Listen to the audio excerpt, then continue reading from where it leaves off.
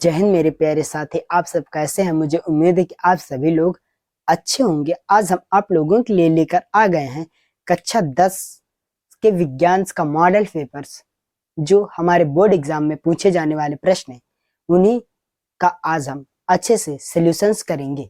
ठीक है, हमारे पास दिया है कि board exams special board exam special model papers. ठीक है, तो हमारे पास लिखा प्रश्न नंबर फर्स्ट, कहता है श्वेत प्रकाश की एक किरण कांच के एक त्रिभुजाकार प्रिज्म से गुजरती है। सबसे अधिक विक्षेपण का रंग होता है। ऑप्शन ए लाल, ऑप्शन बी हरा, ऑप्शन सी बैगनी, ऑप्शन डी पीला।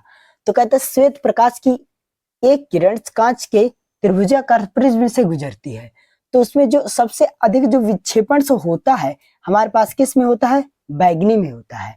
ऑप्शन सी जो होता है हमारे पास विक्षेपण बैगनी में होता है। ठीक है मेरे साथियों, अब आप प्रश्न नंबर से दूसरा देखेंगे कि कहता है कि सूर्यास्त एवं सूर्योदय के क्षितिज क्षितिज पर आसमान दिखता है।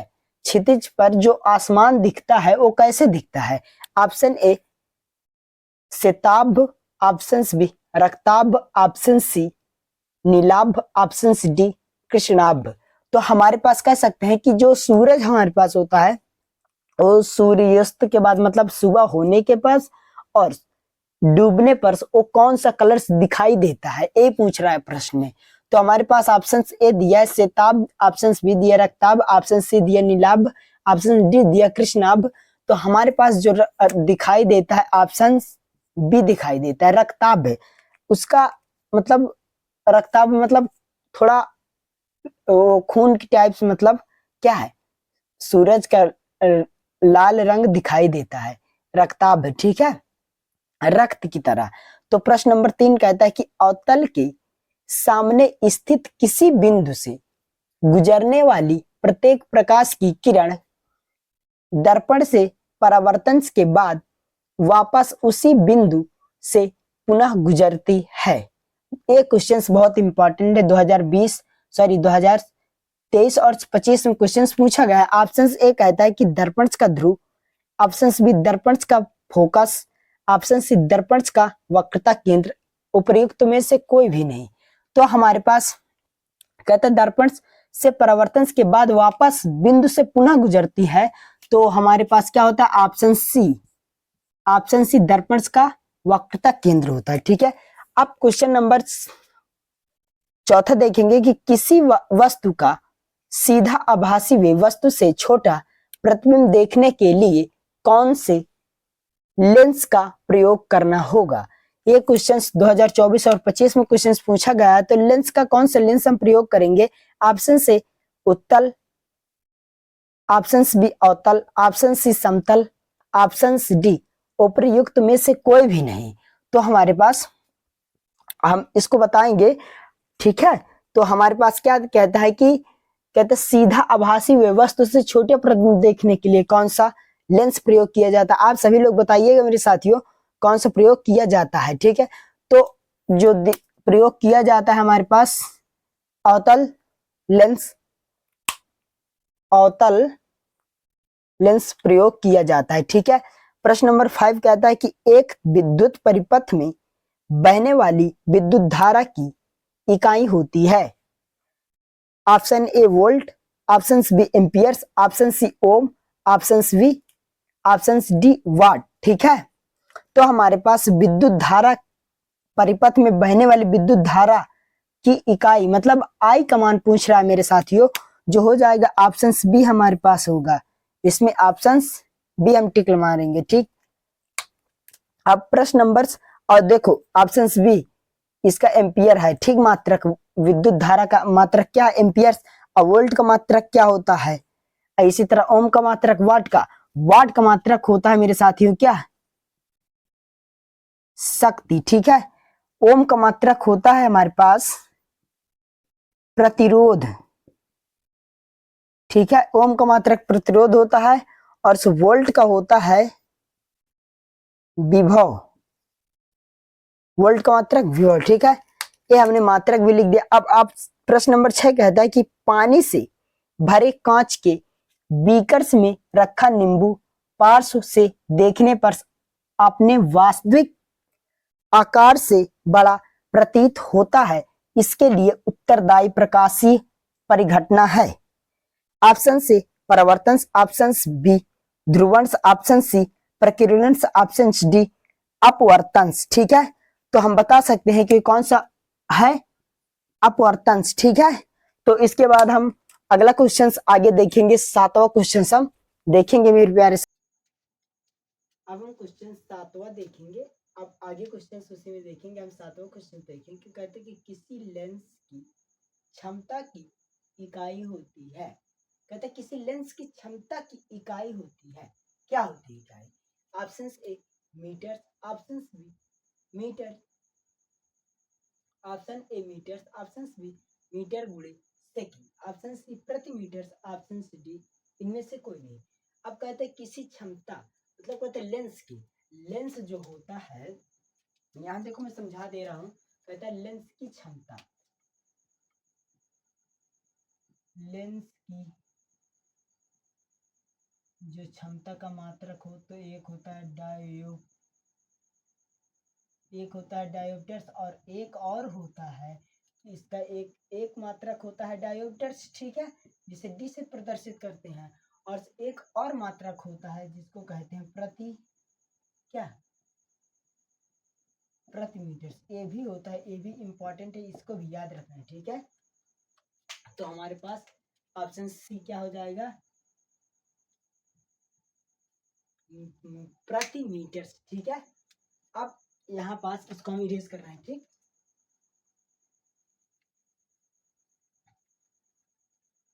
तो यहाँ पास देखो प्रश्न नंबर 8 कहता है कि खाने का सोडा का रासायनिक सूत्र है।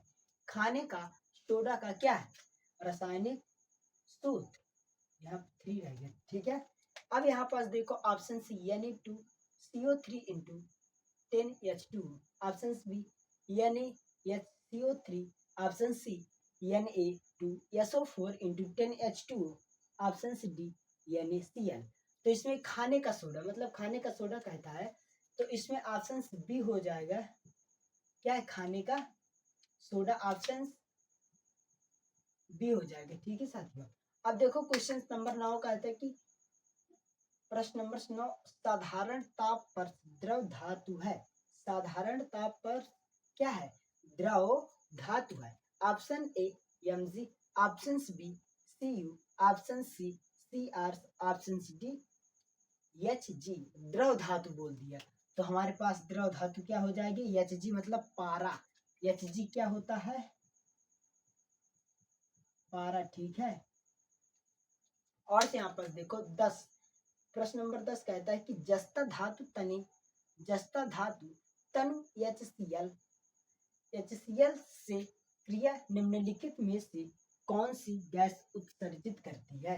जब कहता है कि तनु HCl के साथ क्रिया करता है तो उसमें कौन सी गैस उत्सर्जित करता है, यही पूछ रहा है कौन सी गैस उत्सर्जित करता है। ऑप्शन से ozone, option B oxygen, option C hydrogen और ऑप्शन डी नाइट्रोजन। ठीक है, ऑप्शन डी नाइट्रोजन।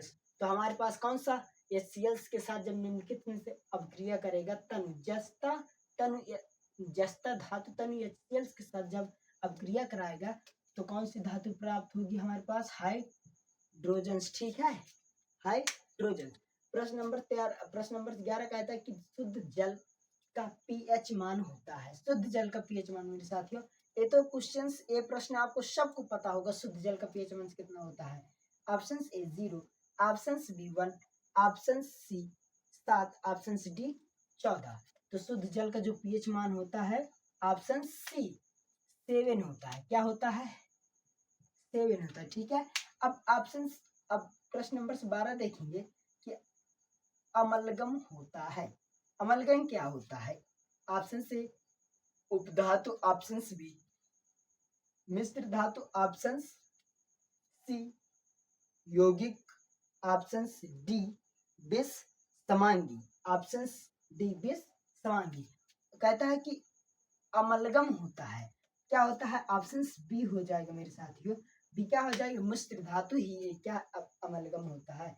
प्रश्न नंबर 13 कहता है कि रासायनिक अपक्रिया, हमारे पास रासायनिक अपक्रिया दी Fe सॉलिड प्लस का CuSO4 इक्वस अपक्रिया कराएगा जब इसके साथ, तो ये बनाएगा FeSO4 इक्वस प्लस का Cu सॉलिड है, ठीक है। तो ऑप्शन ए क्या है, विस्थापन अपक्रिया, ऑप्शन बी द्वि अपघटन अपक्रिया, ऑप्शन सी संयोजन अपक्रिया, ऑप्शन डी अपघटन अपक्रिया।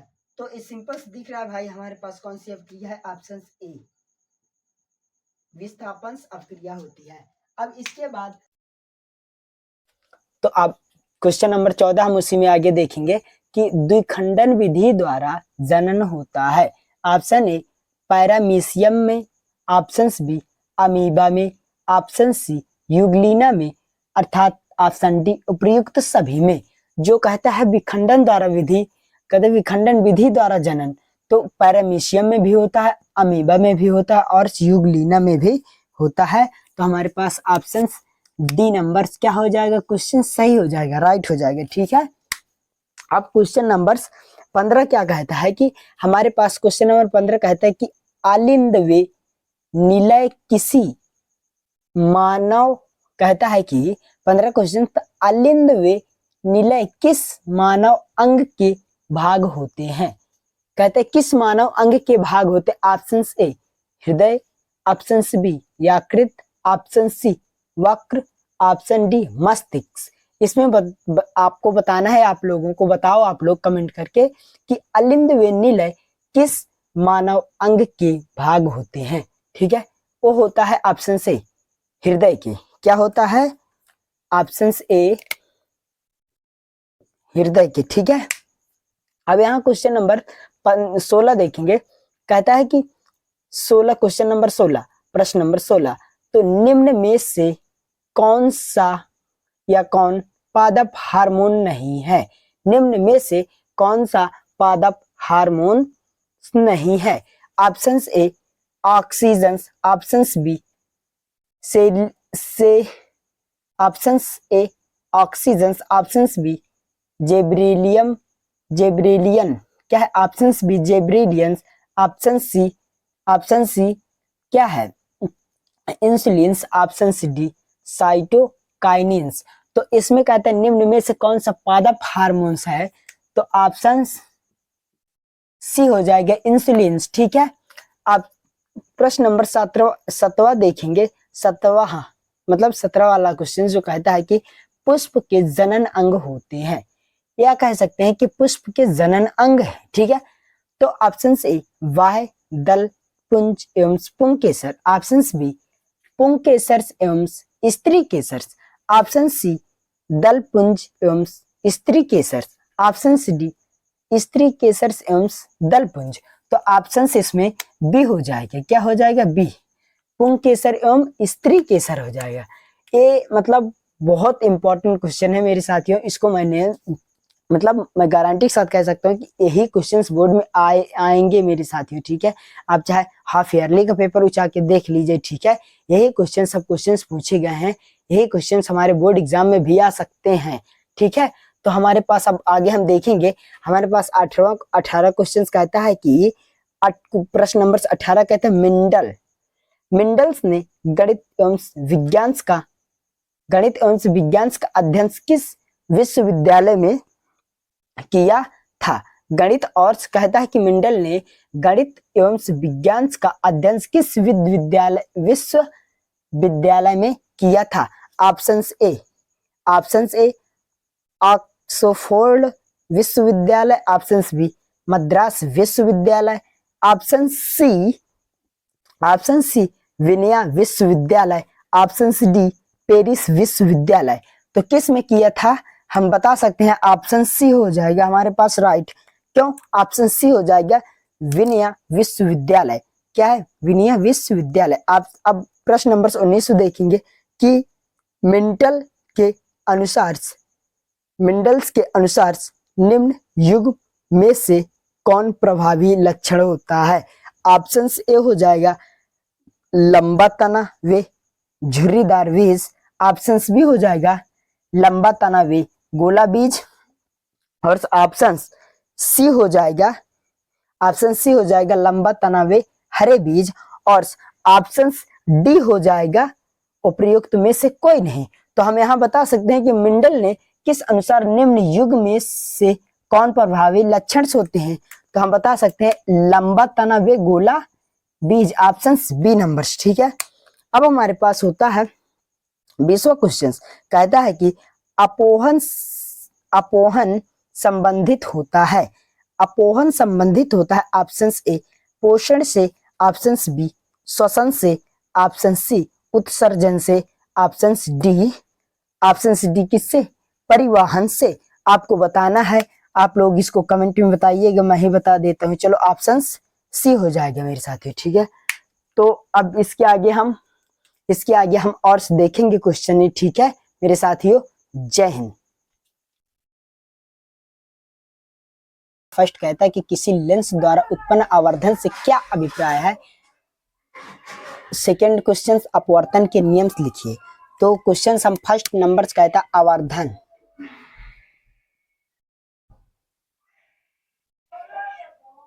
आवर्धन। ठीक है, आवर्धन की परिभाषा हमको बताना है।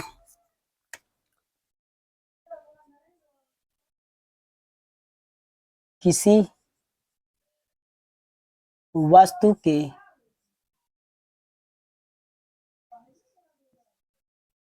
प्रतिबिंब, किसी वस्तु के प्रतिबिंब की लंबाई आई वे वस्तु के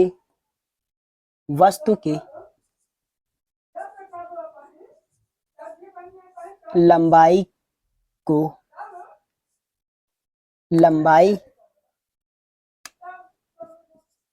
ओ के अनुपात को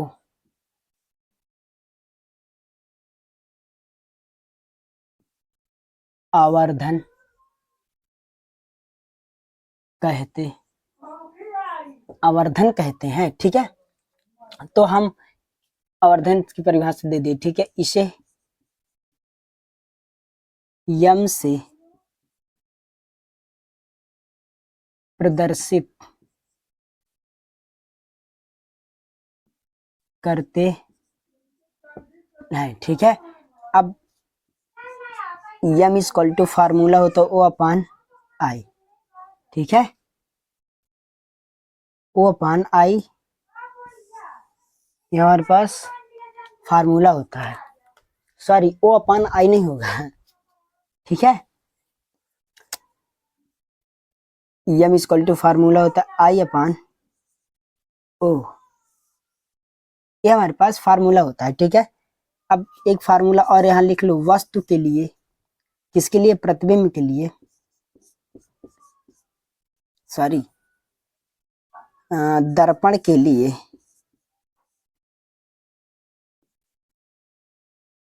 दर्पण के लिए जो फार्मूला होता है m equal to v upon O, minus का वी अपान ओ। ठीक है, और दूसरा फार्मूला लेंस के लिए होता है m equal to v upon O. ठीक है, थोड़ा सा अंतर है, दर्पण में माइनस लग जाएगा और लेंस में प्लस का। ठीक है मेरे साथियों, और से यहाँ एक पॉइंट और लिख लो हमारे पास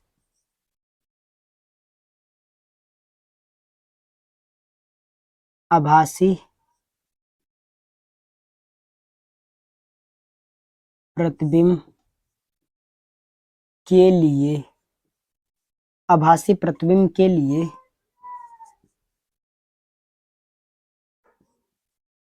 आवर्धन का मान सदैव धनात्मक होता है तथा वास्तविक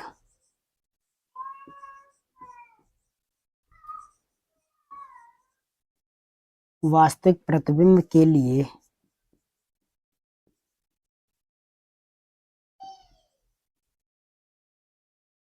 आवर्धन का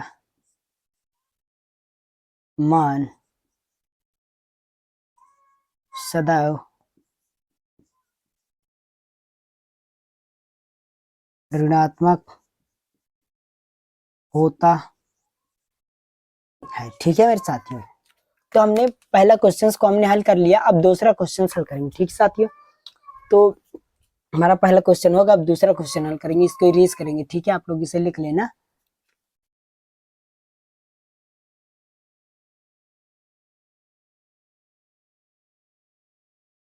देखो हमारे पास दूसरा क्वेश्चन कहता क्या है,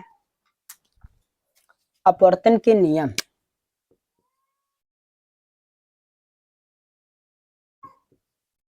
अपवर्तन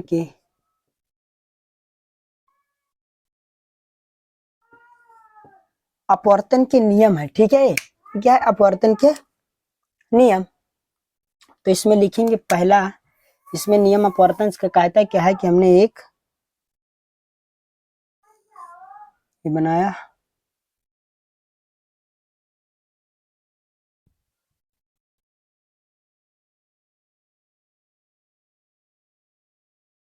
ठीक है।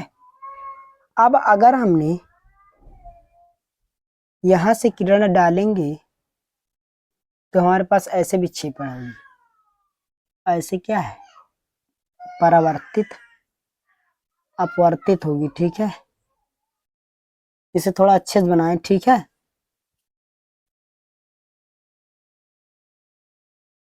फिर तिरछा बन गया, चलो जाने दो इसे, मतलब आप लोग समझ जाना, ऐसे बनेंगे। ठीक है, इसका नाम होता है, इस किरण को आपतित आपतित किरण से बोलते हैं, और इसको अपवर्तित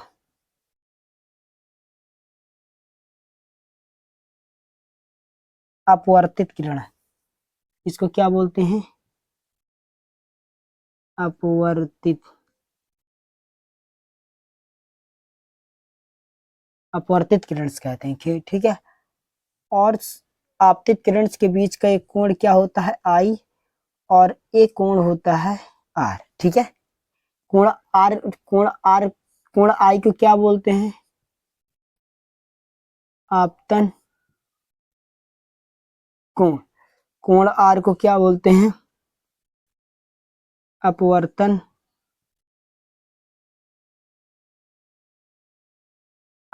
कोण। ठीक है, और ये जो हमारे पास बीच रेखा गई है इसको क्या बोलते हैं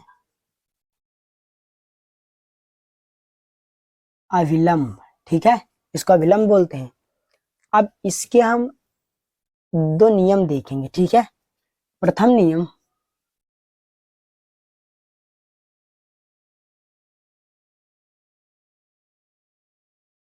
इसका प्रथम नियम कहता है कि आपतित किरण और अभिलंब आपतित किरण और अपवर्तित किरण अभिलंब तीनों एक ही तल पर होते हैं।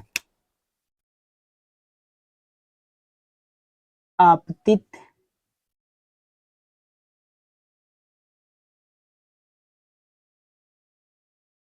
आपतित किरण आपतित किरण और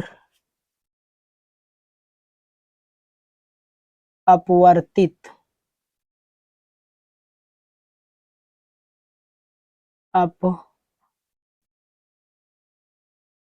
अपवर्तित किरण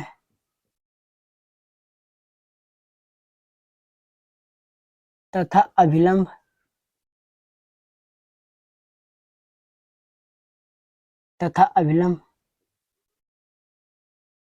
तीनों एक ही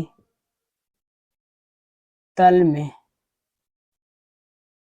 होते हैं। ठीक है, अब प्रथम नियम हो गया, अब दूसरा नियम देखेंगे। ठीक मेरे साथियों, दूसरा नियम क्या कहता है? दूसरा नियम कहता है कि किन्हीं दो माध्यमों के बीच, किन्हीं दो माध्यमों के, किन्हीं दो माध्यमों के बीच, किन्हीं दो माध्यमों का बीच का, किन्हीं दो माध्यमों के बीच आपतन, आपतन कोण की जा साइन आई तथा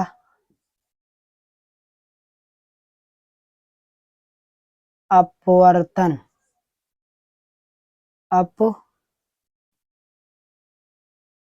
अपवर्तन कोण की जा साइन आर, साइन आर के अनुपात को नियतांक रहता है। ठीक है, अब इसका फार्मूला हमारे पास आ जाएगा, जैसे हमारे पास sine i upon sine r बराबर, ये क्या रहेगा? हमेशा नियतांक रहता है। ठीक मेरे साथियों, तो ये दोनों क्वेश्चनों को हमने इसी क्लास में हमने सॉल्व किया। आप लोगों को, मुझे यकीन है कि आप लोगों को समझ में आ गया होगा। आई होप ये सवाल आपको समझ में आ गया होगा, कैसे हल करना है कैसे नहीं। इसी तरह जैसे मैंने यहाँ लिखा है उसी तरह आपको बोर्ड के एग्जाम में, बोर्ड के कॉपी में इसी तरह अच्छे से लिखना है, कोई प्रकार की गलती नहीं है। और जो जो हमने अपवर्तन कोण का नियम है जो हमने बताया, इसे आप लोग जब पटरी स्केल से बनाओगे ना तो कॉपी में बहुत अच्छा बनेगा। ठीक है, अब यहाँ बोर्ड में बनाया इसलिए थोड़ा अच्छा नहीं बना। ठीक है मेरे साथियों, तो और मेरे चैनल को लाइक करिए, सपोर्ट करिए, ताकि मैं भी आपके लिए इसी तरह अच्छे अच्छे वीडियो लाता रहूं। आप लोग कमेंट करिए, बताइए मुझे आप मेरी क्लास कैसे आपको लगी। ठीक है मेरे साथियों, तो जय हिंद मेरे साथी।